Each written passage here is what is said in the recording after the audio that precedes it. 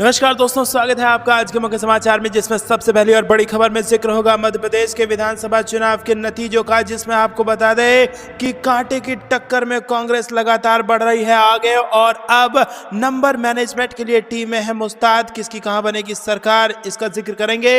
इसी के साथ दूसरी खबर में जिक्र होगा कि जिनके पास घर नहीं उनके लिए कांग्रेस जबरदस्त स्कीम लाएगी, महिलाओं को बस में फ्री सफर की सुविधा मिलेगी, राहुल गांधी ने कर दिया बड़ा ऐलान। तीसरी खबर में आपको बताएंगे कि तेलंगाना के मुख्यमंत्री केसीआर ने खड़े किए कांग्रेस पर सवाल, तो राहुल गांधी ने दागा जवाब, कहा जहां पर आप पढ़े हैं वो स्कूल हमने बनवाया है। खबर में आगे जिक्र होगा कि भूपेश बघेल का बीजेपी पर तंज, राम मंदिर के नाम पर हम नहीं मांगते वोट। और पांचवी खबर में आपको बताएंगे दोस्तों की असहमति को दबाया जा रहा है संविधान दिवस पर, बोले खड़गे। दोस्तों इसी प्रकार की तमाम बड़ी खबरें आपके लिए लेके आए हैं, लेकिन उससे पहले अगर आपको भी ऐसा लगता है कि मध्य प्रदेश और राजस्थान में बनने जा रही है कांग्रेस की सरकार, तो वीडियो को कीजिए लाइक और चैनल को सब्सक्राइब करके बेल आइकन दबाइए, साथ ही साथ कमेंट में लिखिए जय हिंद। रुक करते हैं सबसे पहली और बड़ी खबर की तरफ।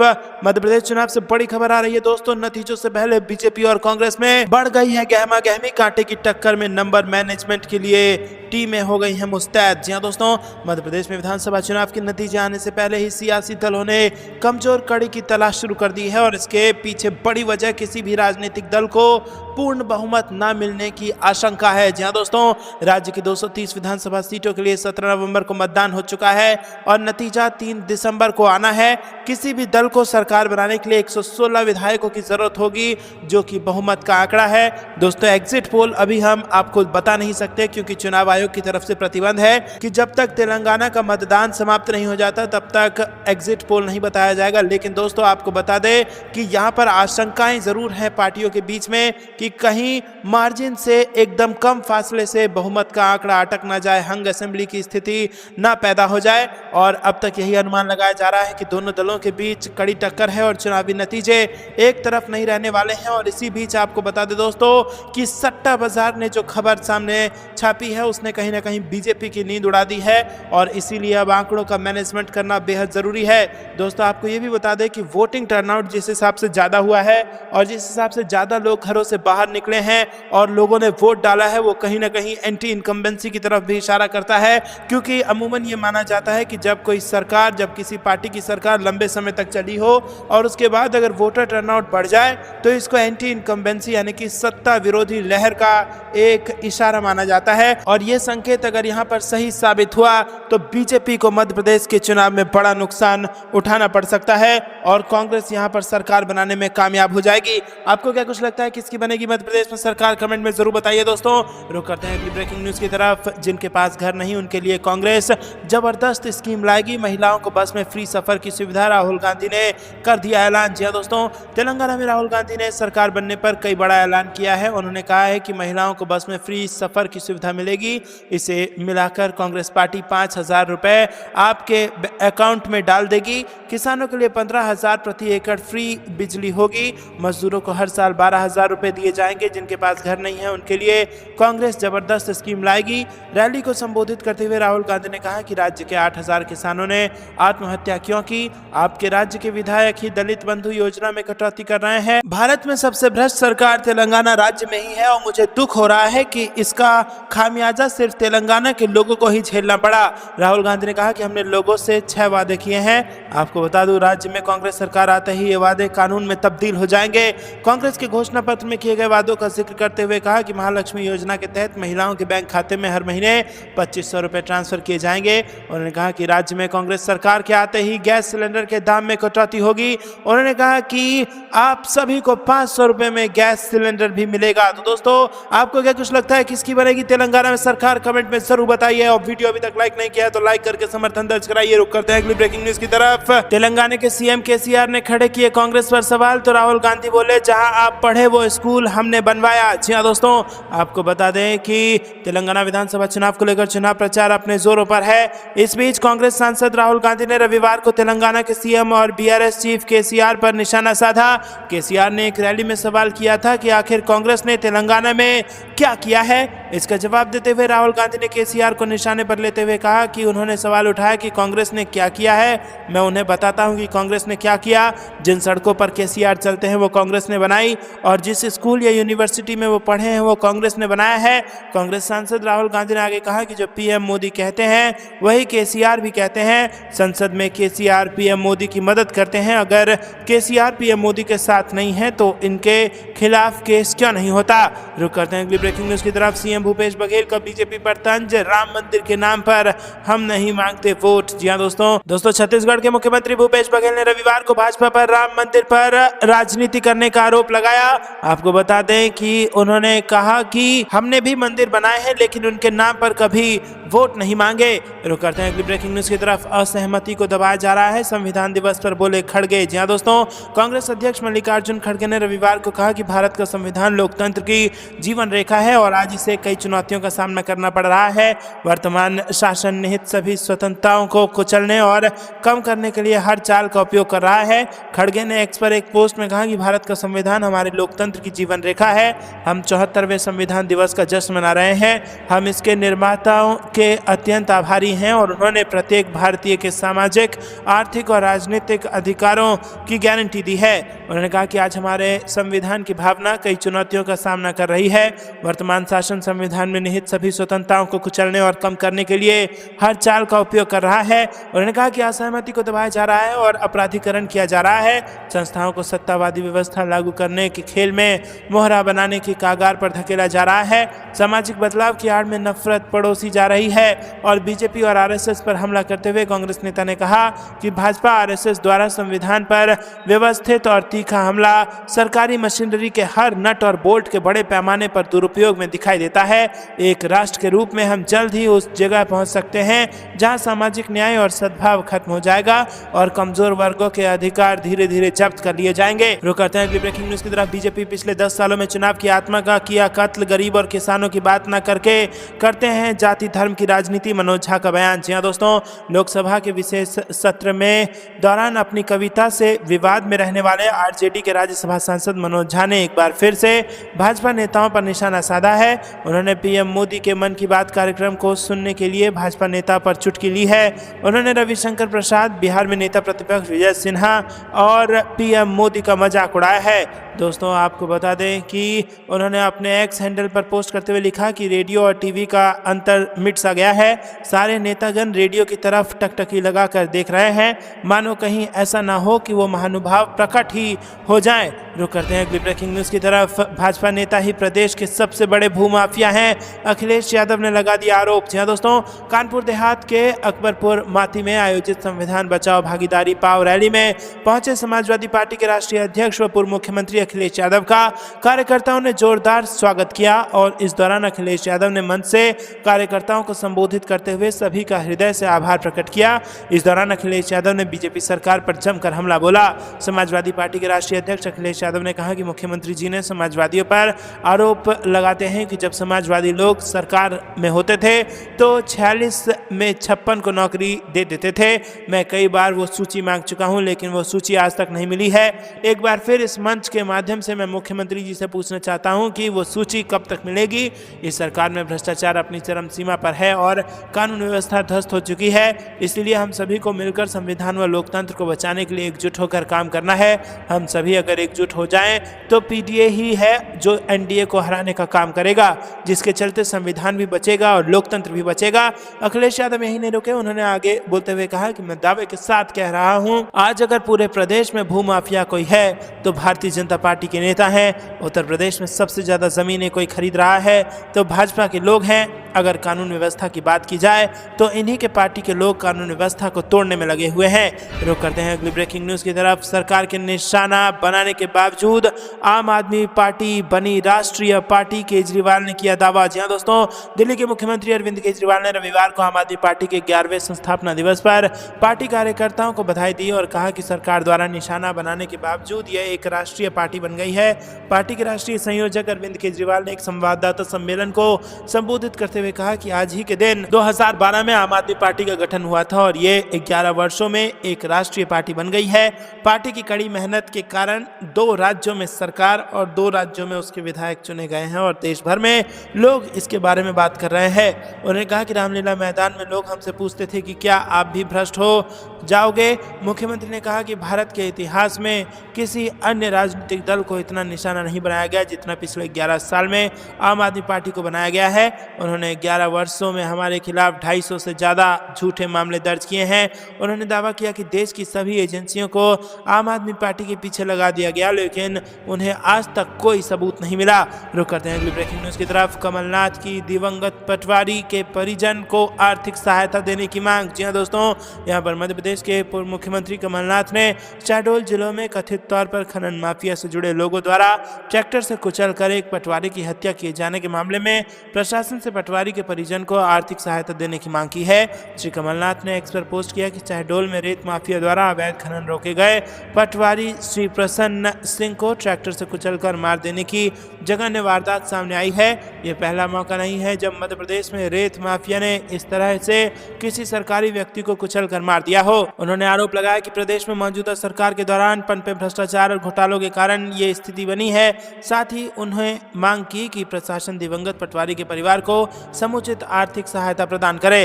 रुक करते हैं ब्रेकिंग न्यूज़ की तरफ। चुनाव आयोग के सामने लगाई गई अर्जी 3 दिसंबर को ना हो भोपाल में वोटों की गिनती। जी हाँ दोस्तों, आपको बता दें कि मध्य प्रदेश में आचार संहिता लगने के बाद से चुनाव आयोग को अब तक खराब ईवीएम, अफसर, शराब, पैसे सहित अन्य तरह की शिकायतें पहुंची हैं। लेकिन पहली बार निर्वाचन आयोग के पास एक अर्जी पहुंची है जिसमें भोपाल की मतगणना को 3 दिसंबर के स्थान पर किसी और दिन कराने की बात कही गई है। अर्जी में बताया गया है कि 3 दिसंबर को परिणाम आएंगे और फिर ढोल नगाड़े बजेंगे, जिससे हजारों मृतकों आत्माओं को कष्ट पहुंचेगा। दरअसल 3 दिसंबर को भोपाल गैस त्रासदी की बरसी है। 1984 में 3 दिसंबर के दिन ही ये त्रासदी हुई थी जिसमें हजारों लोगों की जान चली गई थी। 3 दिसंबर को मतगणना होनी है, जिसके बाद भोपाल में जश्न का माहौल रहेगा। भोपाल गैस त्रासदी को लेकर ही यहाँ के प्रत्याशियों ने चुनाव आयोग से अर्जी लगाई है। रुकाते हैं ब्रेकिंग न्यूज़ की तरफ। मुख्यमंत्री केसीआर के बेटे केटीआर को मिला चुनाव आयोग का नोटिस। कांग्रेस की शिकायत के बाद हुआ एक्शन। जी हाँ दोस्तों, आपको बता दें कि चुनाव आयोग ने भारतीय राष्ट्र समिति के नेता केटी रामा राव को नोटिस जारी किया है। केटीआर पर आरोप है कि उन्होंने तेलंगाना विधानसभा चुनाव के लिए प्रचार के दौरान आदर्श आचार संहिता का उल्लंघन किया है। चुनाव आयोग ने केटीआर से 26 नवंबर दोपहर 3 बजे तक नोटिस पर जवाब देने को कहा। उनसे टी वर्क्स में भर्ती को लेकर किए गए ऐलान पर जवाब मांगा गया है। चुनाव आयोग ने यह भी निर्देश दिया है कि मंत्रियों को अपनी आधिकारिक यात्रा को चुनाव प्रचार के तौर पर इस्तेमाल नहीं करना चाहिए। उन्हें सरकारी मशीनरी का दुरुपयोग करने को लेकर भी चेतावनी दी गई है। चुनाव आयोग ने अपने नोटिस में कहा है कि कांग्रेस नेता रणदीप सिंह सुरजेवाला ने शिकायत की है कि राव ने 20 नवंबर को हैदराबाद में टी वर्क्स कार्यालय का दौरा किया था और यहां उन्होंने बड़ी संख्या में काम करने वाले युवाओं से बातचीत की थी। रुक करते हैं अगली ब्रेकिंग न्यूज़ की तरफ। चंडीगढ़ बॉर्डर पर किसानों का दिल्ली जैसा आंदोलन शुरू। जी हां दोस्तों, पंजाब और हरियाणा के हजारों प्रदर्शनकारी किसान रविवार को अपनी मांगों को लेकर 3 दिवसीय विरोध प्रदर्शन के तहत दोनों राज्यों की संयुक्त राजधानी चंडीगढ़ के बाहरी इलाके में इकट्ठा होना शुरू कर दिए हैं। उन्होंने चेतावनी दी है कि वो लंबी यात्रा के लिए तैयार होकर आए हैं। इनमें से कई लोग अपने ट्रैक्टर ट्रेलरों पर सब्जियां, आटे और दाल की बोरियां और खाना पकाने का तेल साथ लाए थे। संयुक्त किसान मोर्चा के तहत किसान यूनियनों ने किसानों के ऐतिहासिक दिल्ली चलो आंदोलन की 3री वर्षगांठ को और न्यूनतम समर्थन मूल्य की कानूनी गारंटी जैसी मांग को पूरा न करने पर देशव्यापी विरोध प्रदर्शन का आह्वान किया है। इस बार उसने चंडीगढ़ में पंजाब और हरियाणा के राजभवनों के सामने अपना विरोध दर्ज कराने के लिए चंडीगढ़ चलो आंदोलन दिया है। रुक करते हैं ब्रेकिंग न्यूज़ की तरफ। यूपी कांग्रेस कमेटी में बड़े बदलाव, नए उपाध्यक्ष महासचिवों की नियुक्ति। जी हाँ दोस्तों, लोकसभा चुनाव को नजर में रखते हुए कांग्रेस ने यूपी में संगठनात्मक मजबूती के लिए बड़ा बदलाव किया है। पार्टी ने शनिवार को नई प्रदेश कमेटी की घोषणा की है। इसमें 16 प्रदेश उपाध्यक्ष, 38 प्रदेश महासचिव और 76 प्रदेश सचिव बनाए गए हैं। रुक करते हैं ब्रेकिंग न्यूज़ की तरफ। योगी पर तेजस्वी यादव बोले, घंटी बजाने से पेट नहीं भरेगा। जी हाँ दोस्तों, यूपी में बाबा सिर्फ घंटी बजवा रहे हैं और इधर बिहार में रोजगार मिल रहा है। बिहार के डिप्टी सीएम तेजस्वी यादव ने केंद्र सरकार और यूपी के सीएम योगी आदित्यनाथ पर निशाना साधा है। दरभंगा में नोनिया समाज के महासम्मेलन में उन्होंने कहा कि भाजपा सबसे बड़ा झूठा पार्टी है, सिर्फ लड़ाई, दंगा और फसाद कराती है। अब तो यूपी के लोग कहते हैं कि वहां के मुख्यमंत्री जो बाबा हैं वो सिर्फ घंटी बजवा रहे हैं। नौकरी लेने के लिए बिहार ही आना पड़ रहा है, तो समझिए कि घंटी बजाने से पेट भरने वाला नहीं है। तो दोस्तों, आपको क्या कुछ लगता है, क्या घंटी बजाने से पेट भरेगा? कमेंट में बताइए। वीडियो लाइक नहीं किया तो लाइक कीजिए। रुक करते हैं अगली ब्रेकिंग न्यूज़ की तरफ। कांग्रेस ने चुनाव आयोग से की बीजेपी की शिकायत, कहा भाजपा ने मतदाताओं को दिया प्रलोभन। जी दोस्तों, छत्तीसगढ़ में चुनाव के बाद अब राजनीतिक पार्टी योजनाओं को लेकर एक दूसरे के ऊपर आरोप प्रत्यारोप लगा रही है। प्रदेश कांग्रेस ने भाजपा के महतारी योजना को लेकर निर्वाचन पदाधिकारी को शिकायत की थी, लेकिन इस पर कार्रवाई नहीं होने पर पार्टी फिर से पत्र लिखा है। प्रदेश कांग्रेस प्रभारी महामंत्री मलकीत सिंह गेंदू ने मुख्य निर्वाचन पदाधिकारी से शिकायत दर्ज कराकर 7 नवंबर की शिकायत पर कार्रवाई की मांग की है। रुक करते हैं अगली ब्रेकिंग न्यूज की तरफ। भाजपा बोली कांग्रेस के दबाव में है चुनाव आयोग, सुशील का पलटवार, हार के डर से बौखलाई भाजपा। जी हां दोस्तों, पूर्व मंत्री अजय चंद्राकर ने चुनाव आयोग पर सवाल उठाया है। उन्होंने आरोप लगाते हुए कहा कि मुख्यमंत्री के दबाव में कलेक्टर को हटाने की कार्रवाई हो या खुद के पाटन निर्वाचन क्षेत्र में आचार संहिता के उल्लंघन का मामला हो, इसकी जांच नहीं की जा रही है। रुक करते हैं अगली ब्रेकिंग न्यूज की तरफ, जिसमें आपको बता दें दोस्तों कि कांग्रेस 27 से 30 नवंबर तक मतगणना एजेंट को देगी ट्रेनिंग, प्रदेश में भेजे जाएंगे मास्टर ट्रेनर्स। जी हां दोस्तों, छत्तीसगढ़ में मतदान की गणना होने में कुछ ही दिन बचे हैं। कांग्रेस भाजपा दोनों ही राजनीतिक पार्टी ने स्ट्रांग रूम की निगरानी के लिए अपने अपने कार्यकर्ताओं की ड्यूटी लगाई है। कांग्रेस पार्टी मतगणना के लिए तैयारी शुरू कर चुकी है। पार्टी के सभी मतगणना एजेंट्स को ट्रेनिंग दी जाएगी। 3 दिसंबर को होने वाली गिनती के लिए कांग्रेस पार्टी ने मतगणना एजेंट्स को ट्रेनिंग दी है और इसके लिए सभी एजेंट्स को इसकी जानकारी दे दी गई है। मतगणना के समय सभी अभिकर्ता को अलर्ट रहने के लिए प्रशिक्षण दिया जा रहा है और इसके लिए प्रदेश में मास्टर ट्रेनर भेजे जाएंगे और इससे सभी एजेंट अलर्ट रहेंगे। रुक करते हैं अगली ब्रेकिंग न्यूज की तरफ। यूपी में असेंबली सेशन की शुरुआत, कई मुद्दों पर सरकार को घेरेगा विपक्ष। जी हां दोस्तों, यूपी के विधानसभा शीतकालीन सत्र की शुरुआत 28 नवंबर से है और इस बार का शीतकालीन सत्र बेहद अहम होने जा रहा है। शीतकालीन सत्र नए नियमों के तहत संचालित किया जाएगा। दोस्तों, आपको बता दें कि अब नए नियम के अनुसार विधानसभा सदस्य अपने साथ सदन में मोबाइल फोन लेकर नहीं जा सकेंगे।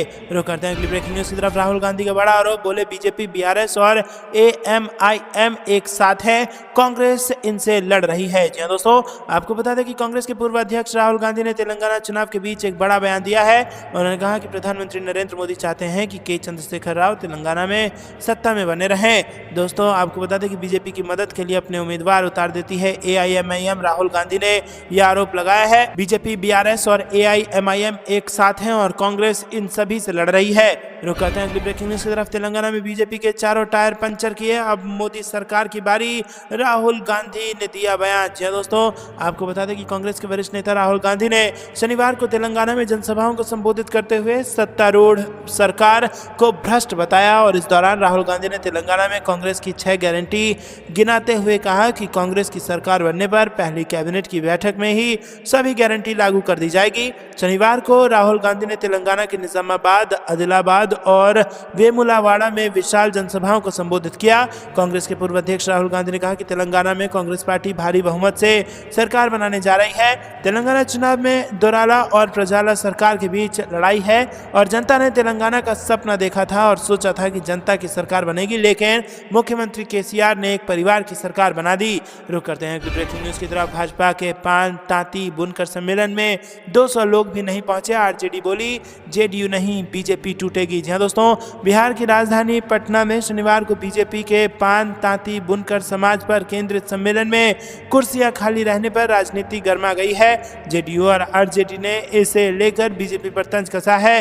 रुक करते हैं अगली ब्रेकिंग न्यूज की तरफ। भीम संसद में उमड़ी भीड़ से नीतीश कुमार गदगद, बोले केंद्र सरकार देख ले ये हुजूम, सब समझ में आ जाएगा। जी दोस्तों, बिहार में आरक्षण का दायरा बढ़ने और नीतीश कुमार के पूर्व मुख्यमंत्री जीतन राम मांझी के खिलाफ दिए बयान के बाद बिहार में राजनीतिक हलचल तेज हो गई थी। एनडीए के नेता देश भर में मांझी के बहाने नीतीश कुमार पर दलित विरोधी होने का आरोप लगा निशाना साध रहे थे और ऐसे में जेडीयू ने भीम संसद का आयोजन कर न सिर्फ दलितों को मैसेज देने की कोशिश की, बल्कि अपने सहयोगियों के साथ साथ विरोधियों की भी साफ साफ बता दिया है कि आज भी नीतीश कुमार ही दलितों के सबसे बड़े नेता हैं और वही दलित समाज के लिए आगे भी बेहतर कदम उठाएंगे। रुक करते हैं ब्रेकिंग न्यूज की तरफ। कॉन्स्टिट्यूशन डे पर मल्लिकार्जुन खड़गे का बीजेपी पर हमला, सामाजिक बदलाव की आड़ में बढ़ाने पड़ोसी जा रही नफरत। जी हां दोस्तों, कांग्रेस अध्यक्ष मल्लिकार्जुन खड़गे ने भाजपा के नेतृत्व वाली केंद्र सरकार पर संविधान प्रदत्त स्वतंत्रता को कुचलने और इसमें कटौती करने का हर संभव तरीका अपनाने का आरोप लगाया। उन्होंने कहा कि असहमति को दबाया जा रहा है, संस्थाओं को सत्तावादी व्यवस्था लागू करने के बड़े खेल में मोहरा बनाने की कागार पर धकेला जा रहा है और सामाजिक बदलाव की आड़ में नफरत पड़ोसी जा रही है। रुक करते हैं अगली ब्रेकिंग न्यूज की तरफ। यूपी में बीडीएम के जरिए आगे बढ़ेगी कांग्रेस, प्रदेश की कमेटी में दिख रही है प्लान की झलक, ओबीसी में खास फोकस। जी हां दोस्तों, लोकसभा चुनाव से कुछ ही महीने पहले कांग्रेस पार्टी ने शनिवार को अपनी 130 सदस्यीय उत्तर प्रदेश कांग्रेस कमेटी की घोषणा कर दी। इसमें अन्य पिछड़ा वर्ग को अधिकतम हिस्सेदारी दी गई है। इसके बाद ऊंची जातियों को हिस्सेदारी मिली है। कमेटी में ओबीसी को 44 सीटें मिली हैं, ऊंची जातियों को 41 सीटें मिली हैं और इसके बाद दलितों को 23 सीटें और मुसलमानों को 22 सीटें दी गई है। तो दोस्तों, आपको क्या कुछ लगता है कमेंट में जरूर बताइए। ये थी दिन भर की सारी जरूरी और बड़ी खबरें। अंत तक बने रहने के लिए बहुत बहुत धन्यवाद। जाने से पहले वीडियो को लाइक और चैनल को सब्सक्राइब करके बेल आइकन दबाइए और कमेंट में लिखे जय हिंद। अभी के लिए इतना ही। जय हिंद, जय भारत।